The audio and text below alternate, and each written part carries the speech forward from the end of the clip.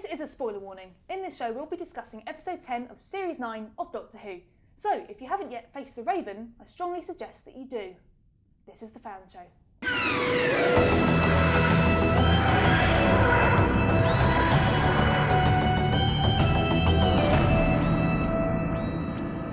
I'm Christel Dee. And I'm Spillane. And welcome to the Fan Show. Joining us this week to discuss Face the Raven is YouTuber and Doctor Who fan Rosianna, aka Paper Time Lady, and also writer, podcaster and comic book scribe, also writer of Father's Day and Human Nature and Family Blood two-parter. It's Paul Cornell.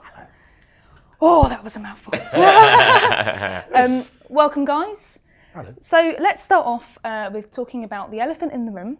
We've known about it for weeks. We've been preparing ourselves, getting ready, you know, trying to brace ourselves to see this. And it's the Doctor's coat, the red velvet coat. Guys, what do we think? I mean, I've got some tweets here. Chocolate Wine Woman says, love it. So much so, I bought my own at a vintage fair. Aww. And S Rafter says, suits his Doctor so much. I'm sad it's the first time he wears it and the last time we see Clara. So guys, what do you like? Do you like the Doctor's new coat? I love it. He looks fantastic, doesn't he? It's like a return to his silhouette, which I really like. It's his ultimate Doctor silhouette, and he just looks so sharp. I love it. Well, I look at it and think, gathers fluff. I mean, it's just going to be a nightmare to keep tidy. He's probably got a lint roller in his pocket. So Yeah, definitely. Sonic lint roller. Yeah. Yeah. I am actually being really mean. We've got to talk about Clara's departure. Yeah. It's finally happened. Tinker25BE says, the acting was superb, contained emotions, a glance, a touch, conveyed so much. We'll miss Jenna Coleman. And Dee Dee says, honestly, I was disappointed. Seemed a weak and random way for her to go. I mean, I actually thought, were you sad? I disagree thoroughly with that tweet, or a weak and random way. Yeah. That was, I'm going to go all Strictly Come Dancing now. That was a pure tragedy. Yeah. That was a really precisely and meticulously constructed script that took a single error and took that all the way to its logical conclusion. That's what a tragedy is. And the doomy atmosphere, the way it led us into that, I just thought it was magnificent. And for Clara to embrace everything she's learned from the Doctor, and thus facing death with nobility to save one person, just like he does. I cried when Capaldi said, stay with me. And the fact that he held everything back, he was stoic, that's what's going to send the viewers into paroxysms. That got me. Yeah, we talked about this, didn't we? Yeah. We said that almost, you know, the more painful thing is his reaction to it all. It's almost, you know, I didn't cry. I didn't cry at Clara leaving. But it was those moments where you're like, every time the Doctor goes to say something, you're like, oh, he's going to get me. It's going to do it. And it's his reaction to losing her which really grips me. That was the saddest thing, and will be the saddest thing coming up now. I think it was really interesting because you guys were talking about on the fan show the hybridity concept for the last few weeks, and I think in my mind it still might go somewhere else, but I kind of was thinking of it as going to be some like massive Dr. Donna style storyline, but it's actually for me like quite a subtle hybridity of her becoming like the Doctor in those moments of like sacrifice and in that immense pragmatism and that slight like overconfidence, like that slight I know how the situation's going to turn out, but it's that simple error and it just gets her, and she like stands in the face of death. And I think the understatedness of it is what got me and just had me weeping in a way that is frankly just not human. I will miss her terribly. Even if she pops back for some timey-wimey reason in the next 2 episodes at some point, this doesn't diminish the quality of, you know, she faced actual death. She did what the Doctor does, being a little more unbreakable. He's made the same mistake about 12 times. She only gets to do it once, but she faced it absolutely as well as he could. And people talk about that odd moment where it's suggested that it's hubris. It's only Doctorish hubris. And what he says then, that what the wonderful words Sarah Dollard gives to the Doctor, that I'm nothing special, I'm just less breakable than you are. Well, that's absolutely right. She has become absolutely Doctorish in the best possible way. I think we have watched it before and gone, oh, well, what if, you know, it did just go horribly wrong? And so it's so brave and so bold to go, this is what can happen. This is the danger of traveling with the Doctor. It's her Caves of Androzani. Yeah. It's like a very small scale story, actually. Caves is just about a bunch of people squabbling on one planet. Yeah. But the important thing is the Doctor is standing up for principles, not for saving the universe, but for just saving one person. And she dies for the principle of saving that street in the end, and for saving Rigsy. Which has kind of been the underlying theme of the series. They keep coming back to these ethical moments about what's important to save, what's, as in the Zygon two-parter. Definitely, yeah. Well, you were saying to me earlier that before we filmed the show today, that this is actually, you were happy, you were glad that they waited longer to see Clara, go at this point as opposed to Christmas. Yeah, because it's been talked about before that Jenna was going to leave at Christmas, and there's the possibility of that she could have left in Series 8, but this is the story I think that should have been told, and I think we still will probably didn't. We still have 2 episodes left. There could be more in that. Yes, this is the end of Clara, and but we've definitely got more of that story to tell from the Doctor's point of view. But I think this was the right time now, because this story was just so perfect to see the danger of time travel and to see what happens when the Doctor adopts someone that does become like him. The question is, it's Stephen Moffat's Doctor Who. He's known for having characters die and come back and die and come back. So the question is she dead? It sounds awful to say. I really hope she's dead. Yes. Because I think the power of that final moment has to carry, and I think it will carry through the Doctor's reaction, and whether we see how he's going to resist that urge to vengeance, how he's going to resist that desire to be angry, especially knowing that historically, when something this bad happens to a companion, people try and push his buttons, and it just comes into the story a lot as we follow that arc of grief. But I think it will be even more powerful if we don't see her again at all. So I hope she doesn't, but I can't help but think there are going to be at least some flashback moments or bits we didn't see, kind of things as well. I do think there's one nice possibility that since she's present throughout the Doctor's timeline, we might just get a nice little coda where he visits one of those. Yeah, and we know the sacrifice counts, but we still get to say goodbye. Well, Rigsy's back, and this time round he's a dad. Obviously that creates a sense of jeopardy. We start to feel that he's going to die, and he's going to leave a child and his wife behind. Personally, I love Rigsy because I just think Clara's been in the TARDIS for a long time, and she's got so used to travelling with the Doctor and being in the TARDIS to the point where she can actually operate the TARDIS. What I really enjoyed in this episode was that when Rigsy goes into the TARDIS and he's scanned, and he's just like, what's going on? And I just love seeing that sense of awe and wonder, which is in a companion, which is something we've not had, in a while. Yeah, no, I'm a massive fan of Rigsy, actually, because I feel like he's a character who'd be really easy to turn to a stereotype.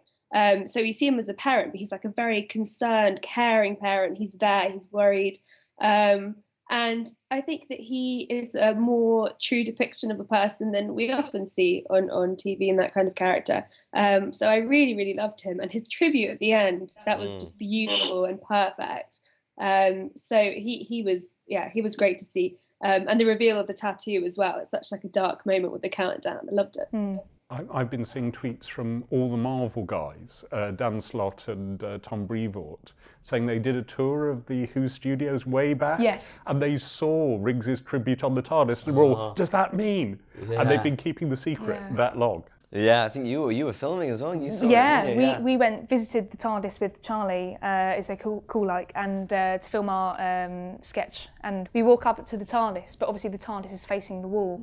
It was there all along, but we didn't say anything. I absolutely adored the first 10 minutes, and just a proper TARDIS scene at the top of a Doctor Who story again was amazing. And to see somebody react to the TARDIS and react to who are these amazing people that know what they're doing in this crazy world, and Jovian Wade just gave it just a great reaction in the whole story, right down from seeing the TARDIS to being called a murderer to Clara saving him. It's just a great actor, and he's been doing a lot more from it. He's been doing that companion acting throughout. Actually, he's been kind of inviting the audience to be him. in both Yeah. his appearances. And I think that really works in Doctor Who. Yeah. Oh yeah, 100%. I think we've really needed that for a long time now. As I said before, Clara's been there a long time, and I felt for me I lost that connection with the companion because she became so clever, and I felt there was nothing for me to learn, through her anymore because she knew everything. And I really enjoy, there's moments, back in series 1 where Rose has a first experience, seeing aliens for the first time, and she just goes, she can't believe it. She goes, I look at them and they're alien. I just can't believe it. And I just love moments like that because it really connects you as a viewer to the Doctor's world because you're seeing his world through the companion's eyes. For a little while, I was kind of looking for those moments where Clara turns evil because that was something different. Because for a little while, it's not that it becomes samey, it's just she's become so much like the Doctor that you don't have a different connection to interact with throughout the episode. So it's seeing that excitement through Rigsy and seeing that feeling that you would have in the TARDIS is so essential. And it's hard to maintain that when the character stayed on for such a long time.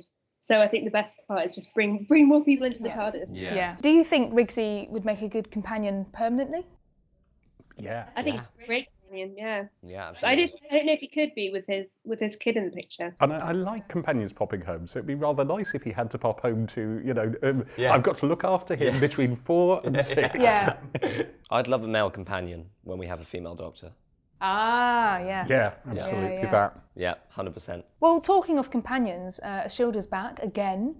This time, though, she is slightly different, and obviously she believes what she's doing is right, but she's a bit evil in my eyes, and I'm not sure I liked her as much. Adam is talking says she was doing what she thought was best for her people and never wanted anyone to get hurt. And Michael said she's a ruthless, cold-blooded killer, the nastiest piece of work on Doctor Who for some time, and the Doctor made her like this.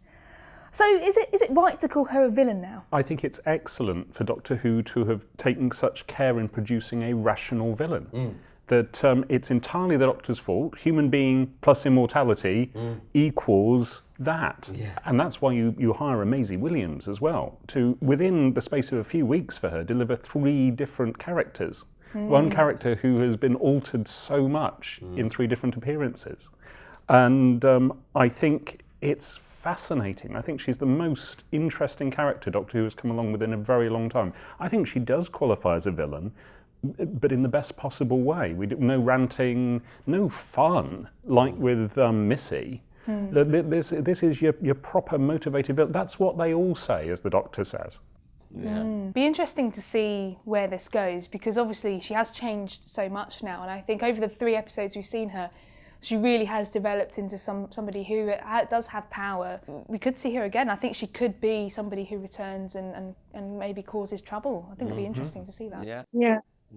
I'd be interested to see also how remorse works with her, because you have Davros who uses remorse as a tool and uses it manipulatively, whereas with her, I think those moments of remorse are like breaking through that villainous streak, and it's right, like genuine remorse, and I feel like that could be quite a key axle of her future storylines, as you kind of see the real her break through, or like realizing what she's done. Those great moments that the Doctor has as well, so there's another kind of mirroring there. She's probably written down, remember to feel remorse. And then next time she sees him, she'll be, I remember I wrote that I should feel remorseful. She's probably got cards like the Doctor. Yes, She's got her own totally. cards. Yeah. What it comes down to is what she's sending the Doctor to.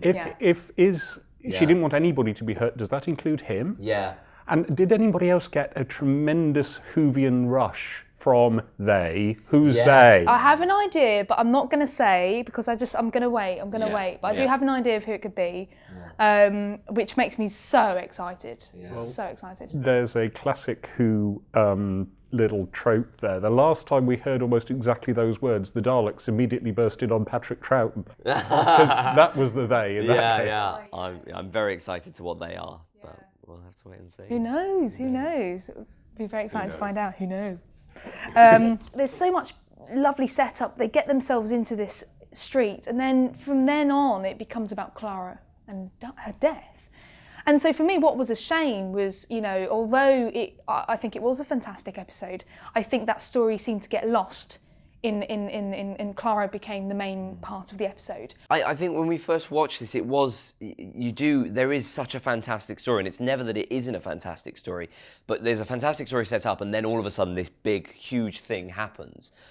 But I do think that is right. That's what should happen.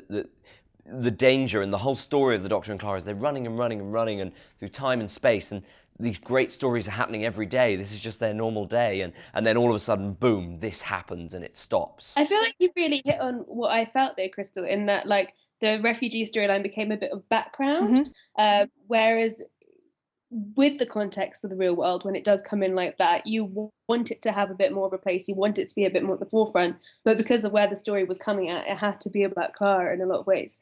But I love the Trap Street setup, and I really love that Clara knew, and that Clara was the one who was explaining the Trap Streets, because again, I'm really interested where it could easily fall on stereotypes, and she could have very easily in that position been like the exposition-y, oh, so tell me about Trap Streets, Doctor, and she didn't. She knew about it, and she was telling everyone about it, and that was really fascinating for me. And the words Trap Street are the first shadow falling. It's the first indication that this is going to be a dirty great trap that will close inescapably at the end. Yeah. I think it does work well for the story and getting them there and trapping them. And I think actually my favourite moment in this episode, there's lots of great moments, but my favourite moment was when the Doctor switches and he says to Shilda, the universe is very small when I'm angry with you, you know. And I just loved seeing the angry Time Lord again. Do you like the angry Time Lord? Well, I think actually that's the bad thing. I mean, obviously there's nothing to stop us enjoying it, but as Clara said, that's the thing to avoid. And I love that line, you know that your reign of terror will end with the first crying child. That's my Doctor, and that's her Doctor. And I love the fact that that's still the show's Doctor. That we recognise that when he is the Time Lord victorious, he's off course, he's doing wrong, that's what he stands against. That's the lovely thing for me. Well, he says the Doctor isn't here anymore.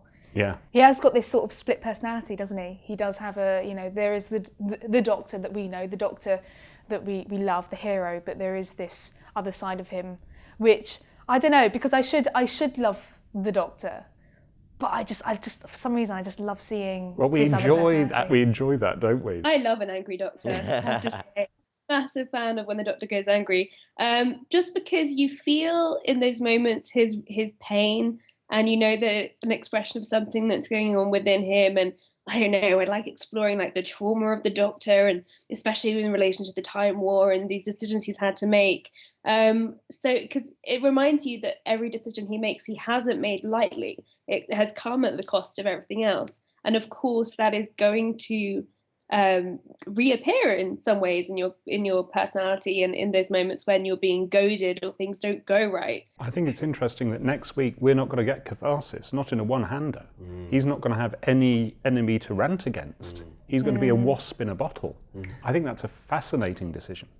Well, we've had quite a few bleak themes, I think, this series. I do think by far this has probably been the most bleak. There's not much colour, really, apart from, a couple of scenes where they're having fun.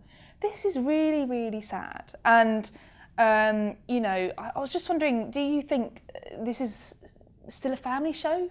Well, I really like it when a family show does, well, I would say this, wouldn't I, does the sad. I think it's important. It lets, especially children, experience this stuff in a safe space at one remove. I think that's what fairy tales and grim fairy tales are for, to exorcise something in kids. That's the feeling I got when I saw The Brain of Morbius, and was quite surprised when the Doctor won. Children are quite dark as well. Like, we're all quite dark as human beings. And you need to see that reflected, and you need to see, these bad things are happening. How can we think about them? How can we talk about them, as you guys have said?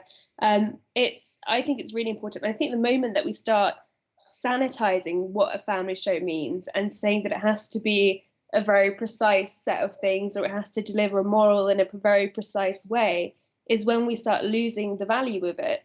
And I think it's just worse for everyone. So yeah, I definitely think it's a family show.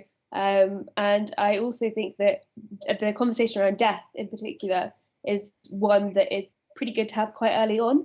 So if this provides an opportunity for death for the death discussion, the grief discussion, and all of those sorts of things, then that is something of incredible value. Yeah, absolutely. Well said. Absolutely, yeah. Yeah, I agree. Well, thank you guys for joining us, and this week we'll be left with an angry doctor trapped on his own in Heaven Sent. Here's an intro.